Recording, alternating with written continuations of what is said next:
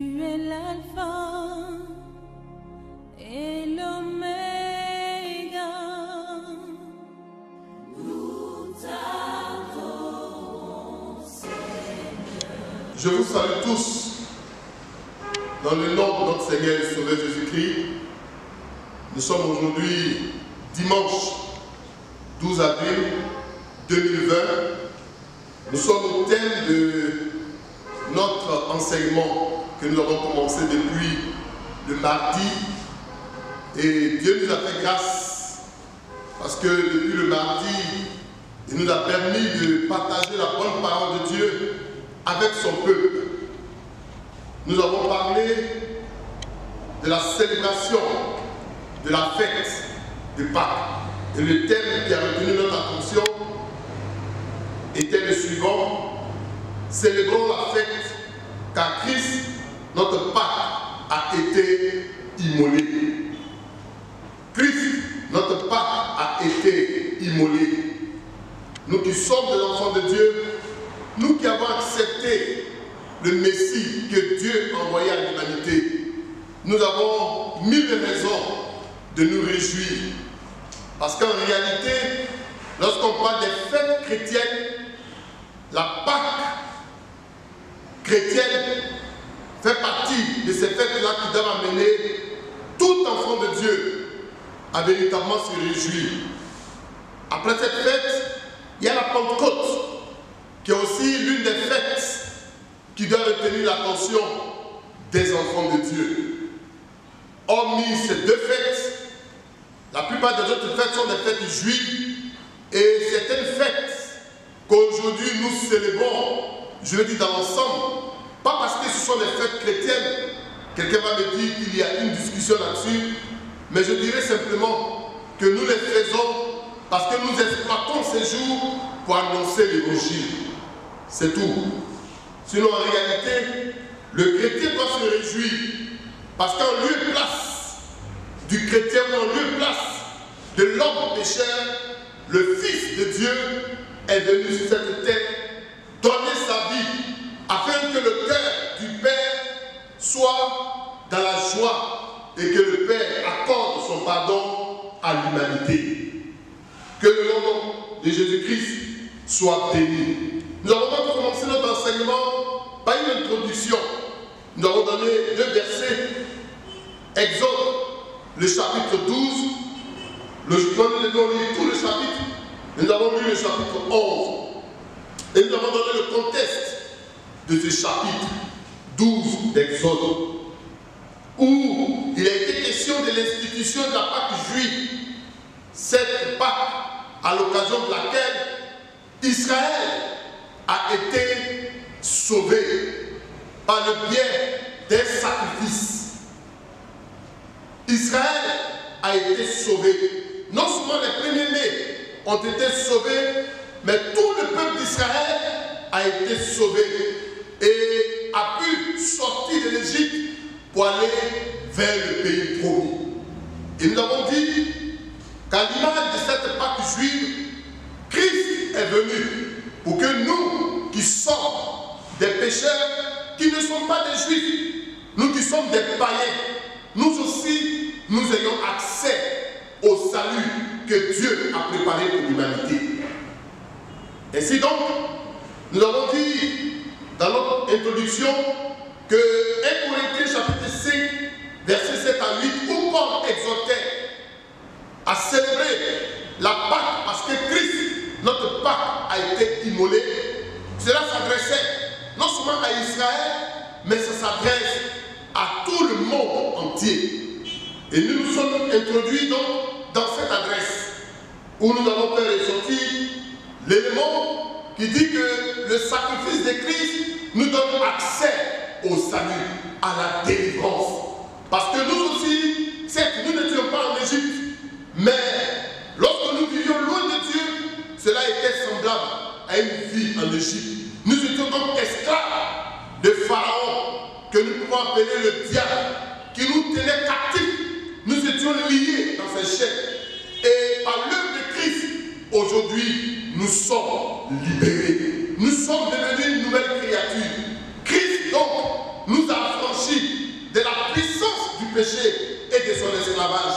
C'est pourquoi Paul nous exhorte à nous réjouir, à célébrer non seulement la Pâque, mais aussi à nous souvenir de l'œuvre de Christ à la croix. Le troisième jour, nous avons parlé d'un autre sujet qui était le suivant, la vision de Dieu liée à l'institution de la Pâque. Quelle était la vision que Dieu poursuivait? Et nous avons relevé un certain nombre d'éléments. Nous avons dit que Dieu voulait marquer la différence entre Israël et l'Égypte, entre les Israélites et les Égyptiens.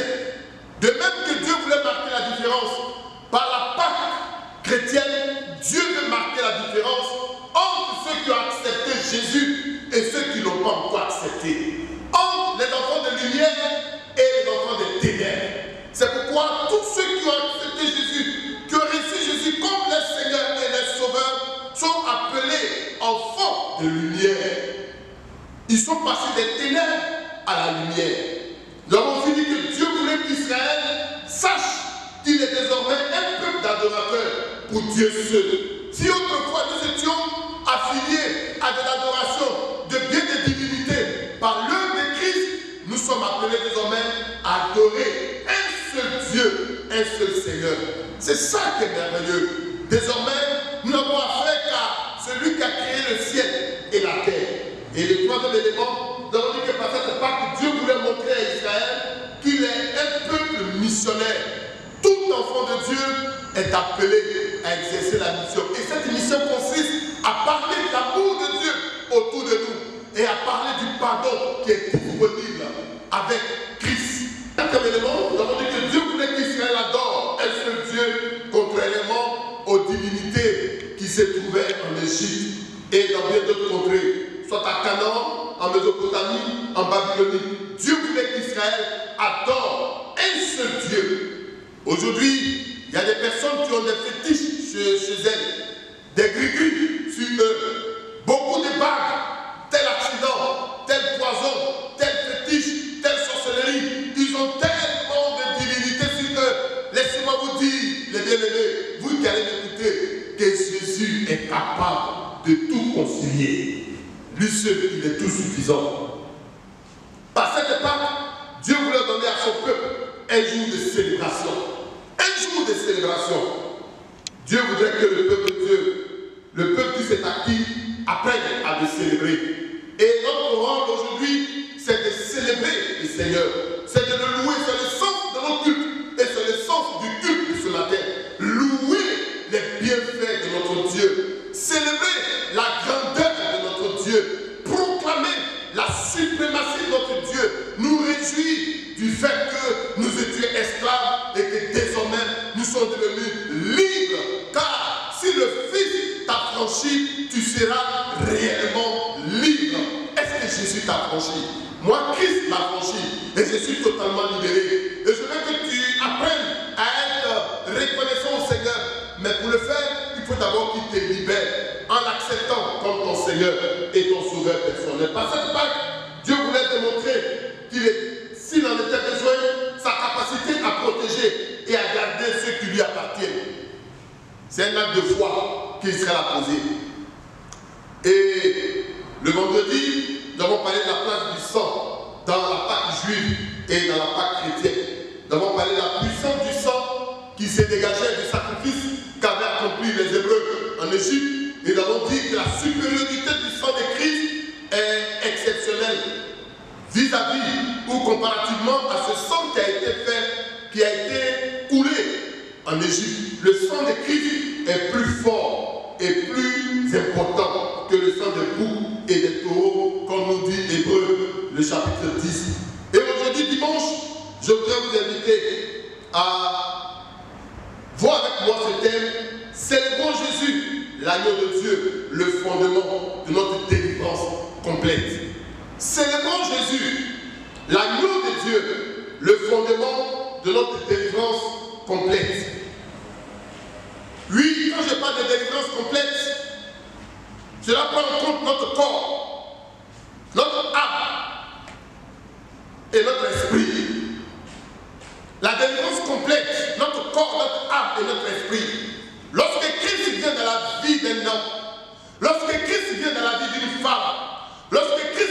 vie d'un jeune ou d'un enfant, la délivrance est complète. Cette personne est libérée. C'est donc la raison pour laquelle cette personne qui autrefois esclave vient d'être libérée par le Seigneur doit pouvoir célébrer Jésus qui libère. Nous voulons donc au terme de notre semaine pascale dire que cette célébration que nous avons ce matin revêt un caractère particulier au regard de la situation sanitaire que nous vivons tous. Il est à noter que cela n'enlève rien la valeur de cette célébration pour tous les enfants de Dieu, étant donné que notre adoration ainsi que notre reconnaissance doivent être faites spirituellement et individuellement.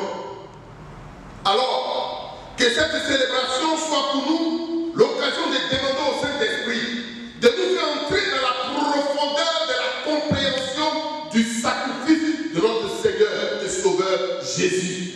Que le Saint-Esprit nous fasse entrer dans la compréhension et dans la profondeur du sacrifice de notre Seigneur et Sauveur Jésus. Car notre célébration sera à la hauteur de la révélation que nous aurons du sacrifice de Jésus. Sinon, cela risque d'être pour nous un véritable rituel à répéter année par année. Si nous n'arrivons pas à entrer dans la profondeur du sacrifice de Jésus, dans la compréhension du sacrifice de Jésus, comme n'importe quelle fête, et nous allons nous réjouir chaque année et ça va devenir de la routine. Quittons le chantier de la routine et laissons le Saint-Esprit nous instruire, nous enseigner, nous permettre de comprendre ce que c'est que la Pâque. Pourquoi nous devons nous réjouir? Qu'est-ce que Christ a accompli? Qu'est-ce que Dieu a fait dans notre vie? Si nous comprenons cela, nous allons pouvoir véritablement entrer dans la profondeur de la célébration de la Pâque. Que le Seigneur vous bénisse ce matin et que sa joie vous remplisse du fait que désormais vous n'êtes plus esclaves, mais vous êtes libres. Nous ne sommes plus esclaves, mais nous sommes libres. Libres. Vous savez, celui qui connaît le sens de la liberté, c'est le prisonnier. Ce prisonnier, c'est cet homme ou cette femme qui est privé de liberté et qui est obligé d'être confiné dans 3 mètres carrés, des fois pendant 20 ans, 30 ans. Et le jour qu'on vient lui annoncer qu'il y a eu une grâce présidentielle, l'expression de ce dernier est visible et palpable. Il peut crier de joie, il peut pleurer de joie, mais laisse-moi vous dire qu'il ne va pas bouder son plaisir. Il sera très heureux d'aller dehors et de laisser le vent le souffler. Bien-aimés, lorsque Christ nous libère, le vent de la liberté spirituelle nous souffle et notre âme retrouve la connexion avec le Créateur. Et la joie qui nous inonde est une joie que personne ne peut décrire. Est-ce que tu as expérimenté cette joie? Si tu l'as expérimenté, alors ce matin, réjouis-toi et célèbre la fête parce que tu es en droit de célébrer la fête. Christ t'a libéré. Lorsque nous lisons Colossiens chapitre 2, verset 16 à 17 et Hébreux chapitre 10, verset 1, tout l'Ancien Testament peut être vu comme un pédagogue qui est là pour ce rôle de nous préparer à saisir et à rentrer dans la réalité des grâces que Dieu avait préparées pour nous. C'était le but de l'Ancien Testament. L'Ancien Testament était l'ombre des choses à venir et le Nouveau Testament est la réalité des choses accomplies en Jésus-Christ. Alléluia. Dieu a promis dans l'Ancien Testament, Dieu a réalisé dans le Nouveau Testament. Nous voulons partir donc de la déclaration de Jean-Baptiste. Voici l'agneau de Dieu qui ôte le péché du monde. Faire ressortir l'accomplissement de l'agneau pascal, juive, faite ou réalisée en Jésus-Christ.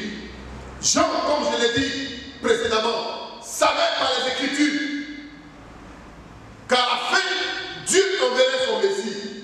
Et il a été averti par le Saint-Esprit que celui qui venait se faire baptiser était le Messie, l'envoyé de Dieu, la solution de Dieu face face au péché qui ronge notre humanité. Laissez-moi vous dire qu'aujourd'hui on a peur du corona, c'est vrai, parce que ça décime des vies. Mais il y a quelque chose qui est plus puissant que le corona, que les hommes ont adopté, ont érigé en loi, c'est le péché. Le péché, le corona n'est rien face aux dégâts que cause le péché. Aujourd'hui, le péché, il a beaucoup de défenseurs, beaucoup d'avocats. Et à cause du péché, on a chassé Dieu de nos foyers.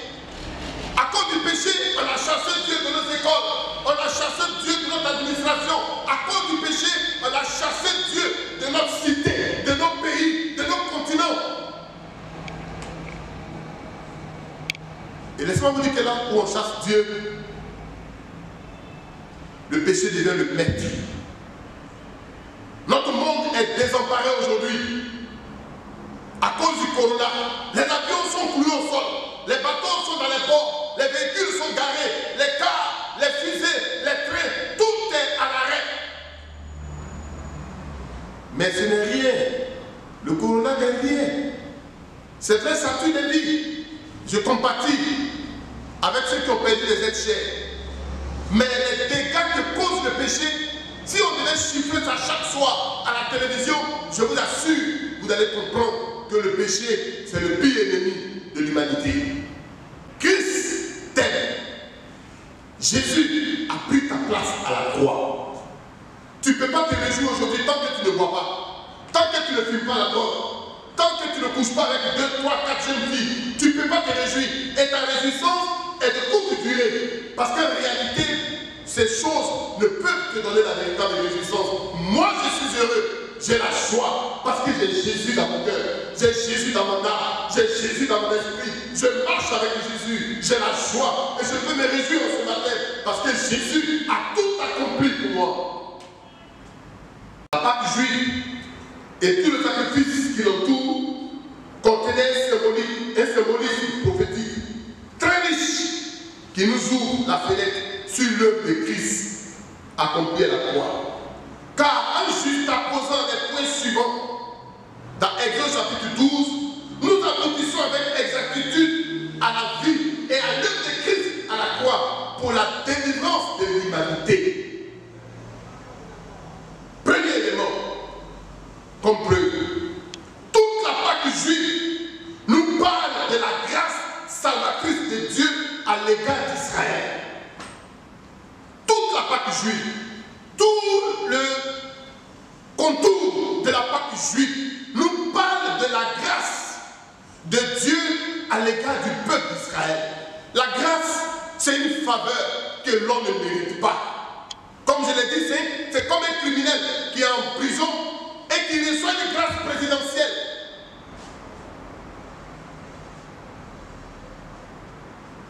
Lorsqu'on voit l'appel de Moïse, de son appel, jusqu'à la sortie d'Israël, avec un grand trésor entre ses mains, en passant par les 10 plaies, quelle œuvre,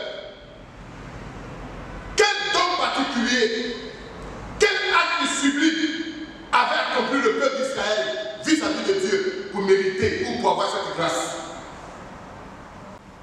Qu'est-ce qu'Israël avait fait pour que Dieu vienne le délivrer de l'esclavage, pour qu'une si grande délivrance avec le salaire de 400 années de travail, jusque-là non payé, leur soit accordé.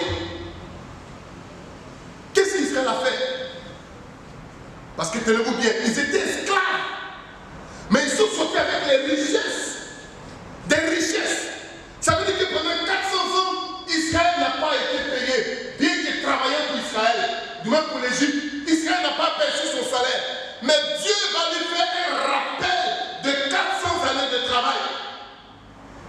Et Israël est sorti avec un trésor énorme d'Israël, du moins de l'Égypte. Quelle grâce!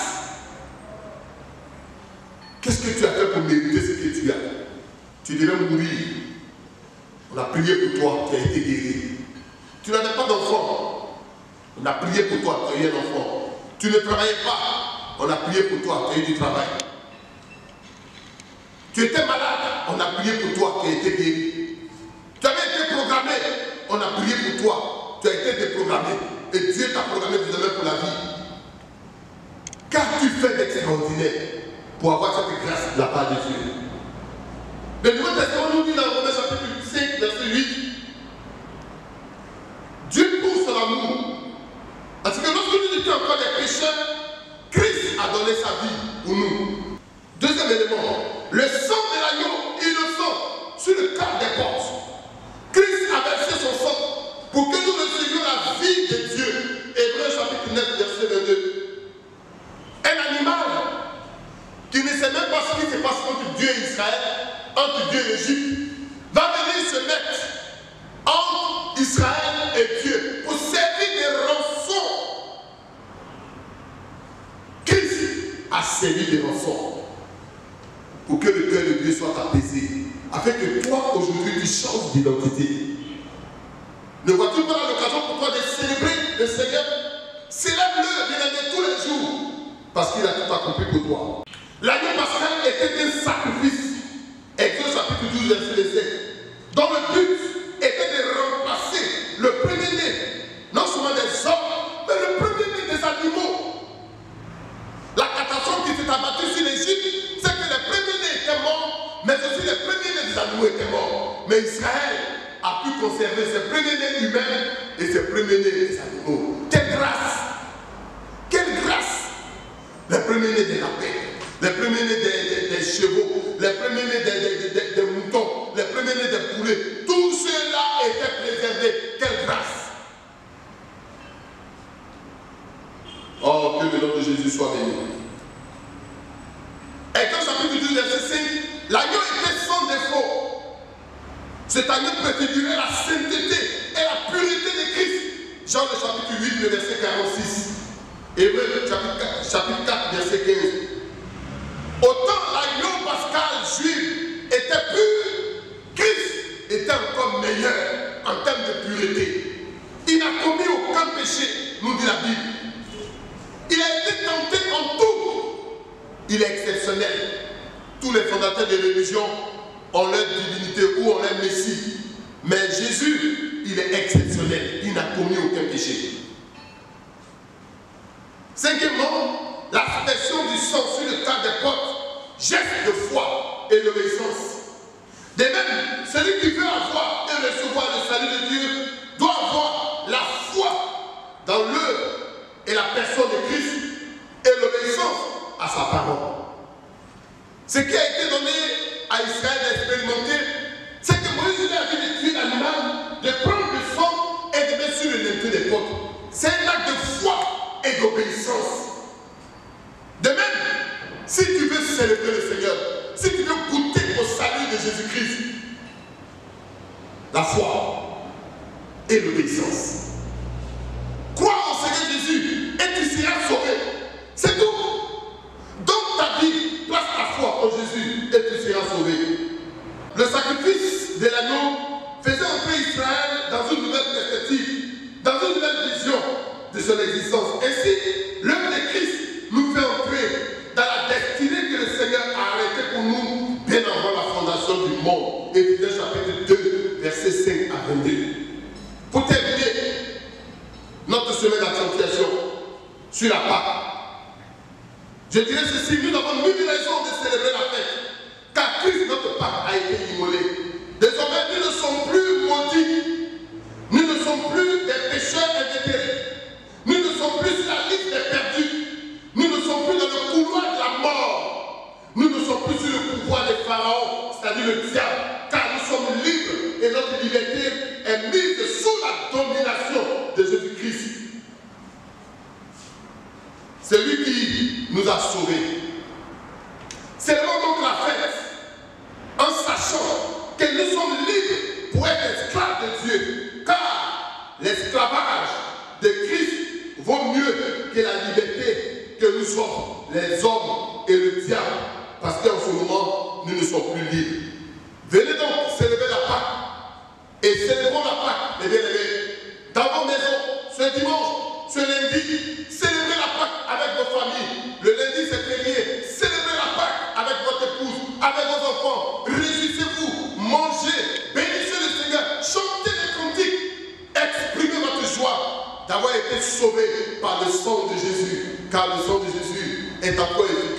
pour sauver. Et si quelqu'un n'a pas encore accepté Jésus, c'est l'occasion d'accepter et d'écouter la joie des enfants, des vrais enfants de Dieu.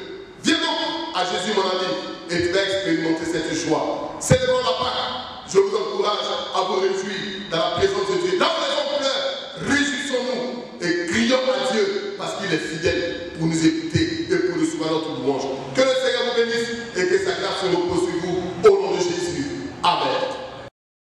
Oh, à toi la gloire, à toi l'honneur, à toi la louange, à toi la majesté, à toi la sainteté. Seigneur, nous voulons nous réjouir ce matin. Oui, parce que tu es tout pour nous. Tu as tout accompli pour que nous aussi, nous soyons au nombre des rachetés, de ceux qui peuvent prononcer ton Saint-Nom dans leur bouche, de ceux qui peuvent s'enrober de ta puissance, de la puissance du Saint-Esprit. Tu as tout accompli, Seigneur. Viens, Seigneur, donner un sens à notre réjouissance. Avant que nous nous réjouissions devant des divinités qui ne nous apportaient rien, qui ne pouvaient pas nous donner la vie et la joie. Nous voulons aujourd'hui nous réjouir devant ta sainteté. Non pas pour un seul jour, mais chaque jour que tu crées, nous voulons nous réjouir et bénir ton Saint-Nom. Et que la gloire te revienne et que ton nom seul soit béni à jamais. Au nom de Jésus. Amen.